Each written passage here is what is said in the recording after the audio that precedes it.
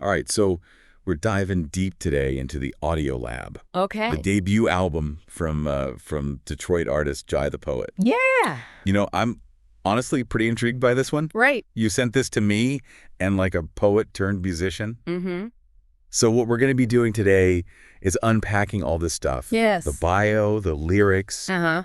We even have some snippets of the music we'll be listening to. Yeah. And really see what we can uncover about Jai the Poet. Absolutely. And I think what's fascinating about this one is Yeah. the sheer variety of music we're dealing with. Yeah, it's a lot. We have Right. country and we have metalcore, Right. we have blues and hip hop and even some pop R&B soul fusion. Yeah, it's pretty ambitious. It's ambitious to say the least. So before we kind of get lost in this musical maze here, Yeah. let's start with Jai the Poet himself. Okay. What can you tell me about his background? Sure. Because the bio mentions some Detroit roots Mm-hmm. and starting out at open mic nights, right? Yeah, exactly. He's a Detroit native, born and raised. Right. And that seems to be a really big part of his identity as an artist. Mm-hmm. He started out performing poetry at open mics, Oh, okay. really kind of honing his craft in front of live audiences. Yeah. You can almost hear like those late nights, that raw energy Right. in the way that he delivers his lyrics on these tracks. So we've got this foundation of poetry, this direct connection to the Detroit scene. Uh-huh. And then he goes and drops this album that's like all over the place. Yeah. What's the story there? Well, if you look at the track list, Yeah. Yeah. it's really like he's deliberately showcasing his range, his ability to kind of move between all these different worlds. Yeah. And I think that really speaks to a certain fearlessness, Okay. a willingness to experiment, Right. not be confined by any one genre. I love that. Yeah. It's like he's saying, I'm not just a poet. Right. I'm not just a rapper. I'm a musician, period. Exactly. But even with all these different sounds, there's got to be some common threads here. Yeah. What kind of themes are popping up across the album? So from what I've gathered, we are looking at some heavy stuff, Okay. love loss, mental health struggles, societal issues. Yeah. But there's also this sense of humor kind of woven in, moments of lightness amidst the darkness. So we've got a poet turned musician from Detroit, a melting pot of genres, Right.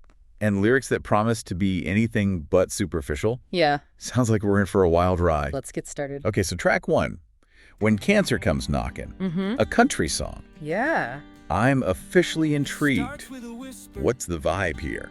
It's somber, definitely. You can hear that classic country twang in the instrumentation. Oh, yeah. But there's also this modern kind of indie folk sensibility that keeps it from sounding too traditional. So lyrically, what's he exploring in this one? So the song is about loss, specifically losing someone close to him to cancer. Wow. The lyrics are incredibly raw and vulnerable. Okay. Almost like he's processing his grief in real time, There's one line that really struck me. It says, "The world spins slower, time slips away. You're clinging to moments, afraid they won't stay." Man, that's heavy. Yeah, And we're just getting started. I know. Track two, Legends and Lies. Okay, back to hip-hop. Yeah. But I'm sensing a different energy here. This one's got more of a bite to it, almost aggressive. He's calling people out, spitting fire about betrayal and hypocrisy. There's this one line where he says, "Sick of your lies, your fake-ass pride. Trying to replace my ex as the mother of my child." Oh, wow. Yeah. Definitely some unresolved relationship drama going on there. Yeah. But it's interesting, though, how he brings in that Detroit pride. Yeah. You remember that line, "This is Detroit," where we call out names? It's like he's grounding himself in that city's history. Yeah. That no-nonsense attitude. Absolutely. It adds another layer to the song, this idea that he's not just airing personal grievances, but he's also kind of speaking truth to power, Yeah. holding people accountable. It's kind of reminiscent Yeah. of some of the great Detroit rappers that came before him. Absolutely. Like Eminem, with that raw honesty and willingness to confront difficult subjects head on. For sure. Okay, I am ready for whiplash because track three is The Edge of Collapse, All right. and the notes say, We're entering metalcore territory. Yes, and they are not kidding. This one is full-on sonic assault. Wow. Complete with screaming vocals and these, like, intense chugging guitar riffs. So it's a stark contrast to the previous track. Very much so. But it also feels like a natural progression. Yeah. Like all that anger from Legends and Lies has just boiled over. It's boiled over. So lyrically, what's the focus here? So this song is about frustration, helplessness. He's talking about trying to help someone who's self-destructing, but they're refusing his help. Wow. There's a line that really captures that feeling. I've tried to speak, but the words collapse into nothing. So we've got heartbreak, we've got betrayal, Yeah. frustration. Yeah. And we're only 3 tracks. Yeah. The poet is definitely taking us on an emotional roller coaster. Buckle up. What's next? All right, so track 4 is Untamed Light. Okay. And it's like the calm after the storm. Okay. We're shifting gears completely into this smooth blend of pop R&B and soul. It's almost jarring how different it is Very. from the previous track. Very jarring. Phew, okay. Yeah. Give me a second to adjust my sonic palette here. Right. What's the lyrical shift in this one? So in this song, we're moving from darkness to light, from pain to hope. Okay. He's talking about finding someone who brings him peace. Someone who makes him feel safe in his own skin again. Okay, I like this shift. Tell me more about the music itself, though. Sure, it's got this really laid-back groove Okay. with smooth vocals and jazzy chords. Think like Frank Ocean meets The Weeknd, Okay. with a little bit of D'Angelo sprinkled in. It's this really lush, atmospheric soundscape. So he's gone from spitting fire to crooning about love in the span of 4 tracks. Right. This guy is seriously versatile. He is. What's up next on this musical adventure? Okay, so track 5 is The Driver's Cab. Okay. And we're back in that intense metalcore headspace. Right. But this time it feels more introspective. Like he's battling his own demons. Ooh, I love when artists get introspective. Me too. What kind of demons are we talking about here? So the title itself is a metaphor. Okay. He's using this imagery of a car, a driver losing control Right. to represent his own mental state. Okay. He talks about going too fast, wearing no restraints, feeling like he's ejecting from his own mind. Okay, now that's an image that sticks with you. Yeah. Musically, how does it match up to that intensity? So it is chaotic, it's aggressive, but there's also a strange beauty to it. Okay. You can hear influences from bands like Every Time I Die and the Dillinger Escape Plan with their signature blend of heavy riffs Right. and experimental song structures. Okay. But there's also this melodic element Yeah. that kind of keeps it from being purely abrasive. So it's like he's giving us this glimpse into his own internal struggle, Yeah. but he's doing it with a certain artistry, a musicality that elevates it beyond just noise. Definitely. I'm digging it. What's next on our playlist? Okay, track 6 is Muse. Uh-huh. And it's a blues track. Okay. But it's not the typical barroom blues you might expect. Right. This is more introspective, more about searching for inspiration and meaning. Okay, I'm really curious. Yeah. Blues isn't usually my go-to, Okay. but I'm open to being surprised. Okay. What kind of vibe are we talking about here? Think stripped down intimate Okay. with just his voice and a simple bluesy guitar riff. He's talking about feeling lost, empty, yearning for something to spark his creativity. Okay. There's this line, empty hands and pockets dry, try to understand me, I'm asking why. It's interesting how he keeps returning to this theme of searching, of questioning. Yeah. First, it was about betrayal and lost love. Right. Then it was about helping someone who's struggling. And now it's about finding his own creative spark. Exactly. It's like he's constantly seeking answers Yeah. within himself and in the world around him. For sure. All right, let's keep going. Track 7, Purgatory's Edge. Okay. The title alone sounds intense. Yeah. What's the deal with this one? This one's a trip, man. It's Yeah. like he's tapping into the existential anxieties of the digital age. He's questioning reality, wondering if we're all just living in a simulation. Okay. It's heady stuff. Yeah. And the music definitely matches that intensity. Okay, now I'm really intrigued. Yeah. Give me the sonic rundown. So think dark industrial hip-hop Right. with elements of noise and electronica. Okay. It's got a similar vibe to artists like Clipping and Death Grips, but there's also this haunting beauty to it. A melody that keeps it from being purely abrasive. So he's going full on philosophical. Yeah. but he's not sacrificing musicality in the process. Right. I respect that. What's up next? My brain's buzzing after that last track. Yeah. Let's see what Jay the Poet throws at us next. Okay. Track 8. A Symphony of Stories. Right. That sounds almost reflective. It is. It is. It's like a musical autobiography. Okay. Where he's looking back on his journey as an artist, the stories he's told, the experiences that have shaped him. Yeah, I need a breather. So what kind of stories is he sharing in this one? It's a mix of everything. Okay. He talks about writing about killers and heinous crimes, Cali nights and NYC dreams, memories carved in scars so deep, and even dune buggies no one will buy. It's this wild ride through his creative process. Almost like he's giving us a glimpse into his journal or something. So it's like he's saying, hey, I'm a complex guy. I got a lot of different interests. Yeah. They all find their way into my music. I dig that. Yeah.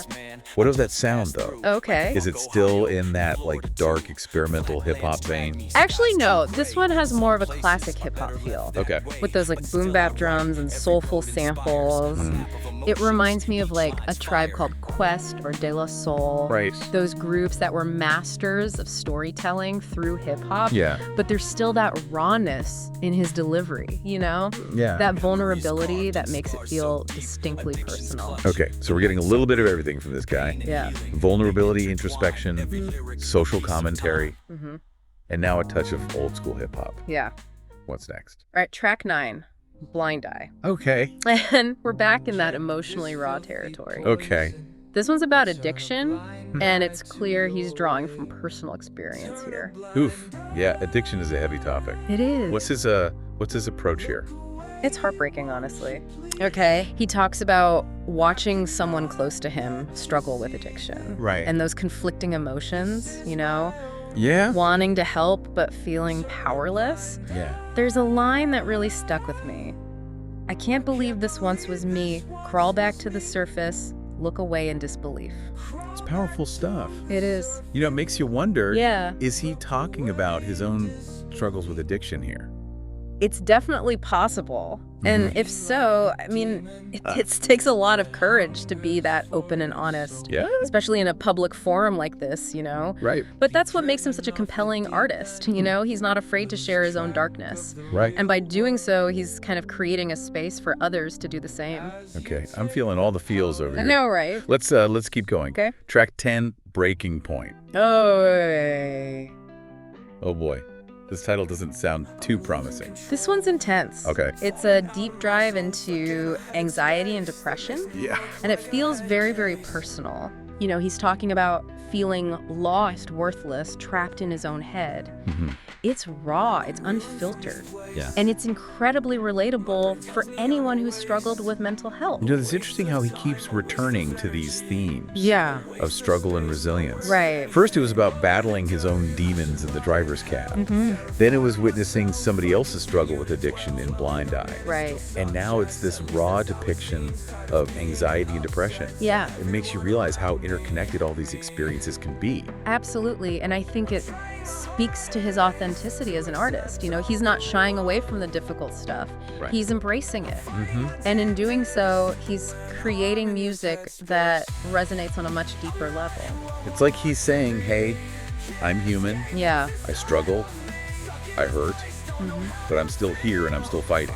right. That's a message that I think a lot of people need to hear. Absolutely. And I think that's what makes him such a powerful voice. Especially for younger generations who are dealing with these very same challenges. Right. He's not preaching. Right. He's not offering easy answers. He's just sharing his own experience. Yeah. And that's what makes it so impactful. Okay, deep breaths, everyone. Yeah. Track 11, Yeah. Just a Matter of Time. All right. Okay, this title sounds a little more hopeful. A little bit. Yeah. What's the vibe here? It's a shift, definitely. Okay. We're back to country music. Okay. But this time it's more upbeat, more optimistic. Okay. It's like he's found a glimmer of hope amidst all the darkness, Okay, good. I needed a little bit of light after that last track. Me too. Tell me more. So he's talking about finding strength in community.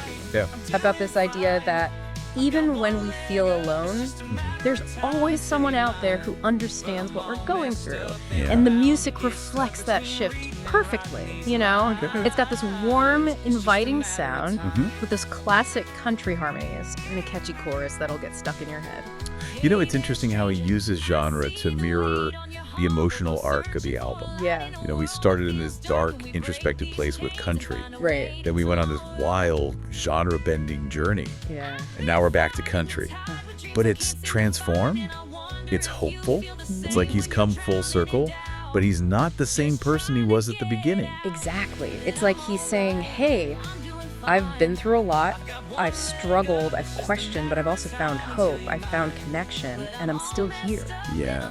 And that's a powerful message no matter what genre it's delivered in. All right. We've reached the final track, Okay. track 12, Chains of Survival. Oh, yeah. Whoa, that title sounds heavy. It is. This one's the grand finale. Okay. The culmination of everything we've heard so far. It's a deeply personal exploration of his own life story. Okay. The challenges he's faced, the trauma he's endured, Right. and ultimately his resilience. Okay, I'm ready to be blown away. What's the sonic landscape like on this one?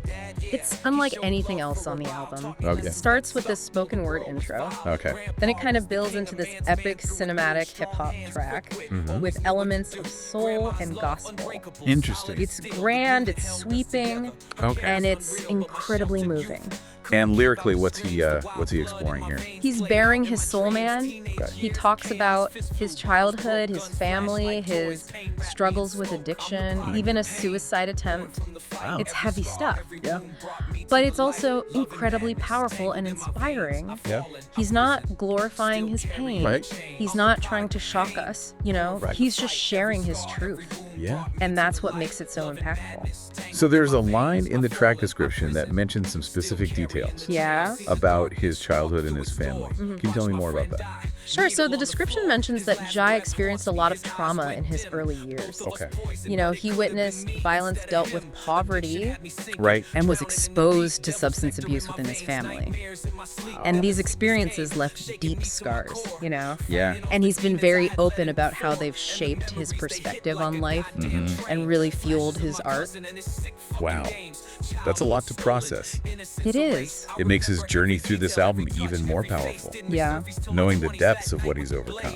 absolutely. Chains of Survival is like a testament to the strength of the human spirit. Yeah. He's not just surviving, he's thriving. He's creating beauty from his pain. Right. And he's inspiring others to do the same. So we've gone from country ballads about loss to metalcore screams of frustration. Yeah. From introspective blues to hopeful pop. Right. And now we end with this epic hip-hop anthem about resilience. I know. What a journey. What a journey. What's your overall impression of Jai the Poet as an artist? Honestly, I'm speechless. Jai the Poet took us on a roller coaster ride through his life, his heart, and his mind. The Audio Lab isn't just an album, it's an experience. What do you think, is he truly more than a musician like that one source claimed? Without a doubt. I mean, he's a poet, he's a storyteller, a truth teller, a musical chameleon. The way he blends genres is audacious, but it works. Each song feels authentic, you know, a real piece of the puzzle that makes up Jai the Poet. Okay, but is it all just style over substance? Does his poetry background actually make those lyrics stand out? Absolutely. I mean, his lyrics are like poetry set to music. They're dense, they're layered with metaphors, packed with emotional punches. You can tell he spent years honing his craft at those open mic nights, you know, shaping words with precision and power. You know, one thing that really struck me was how he uses those Detroit roots. Yeah. It's not just about the sound. It's about that grit, that honesty, that refusal to sugarcoat things. Exactly. There's a raw vulnerability in his music that's reminiscent of some of the great Detroit artists that came before him. Like, he's not afraid to expose his scars, his struggles, his triumphs, and that resonates deeply. But let's talk about the elephant in the room. Genre blending can be hit or miss. Yeah. Does it feel cohesive on this album, or are there moments where it's just too much? I think he pulls it off brilliantly. It's not just random genre hopping. You know, each shift serves the emotional arc of the album, the story that he's telling. He starts with country reflecting that somber, reflective mood, then explodes into this chaotic mix of metal and hip hop as those emotions intensify.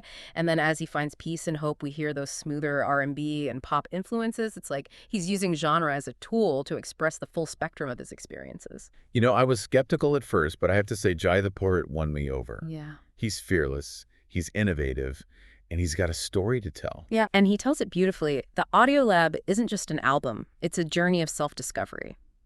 You know, it's a reminder that even amidst darkness, there's always hope. And sometimes the most powerful way to heal is to share our stories, our scars, and our triumphs with the world. So here's a final thought for you to ponder. Could Jai the Poet be the voice of a new generation in Detroit, blending the city's rich musical legacy with a fresh perspective? Does his vulnerability make him a more impactful artist? What does the Audio Lab tell us about the power of music to express the complexities of the human experience? Those are questions worth exploring. We encourage you to give the Audio Lab a listen and see what resonates with you. We have a feeling Jai the Poet is just getting started. His journey is one worth following.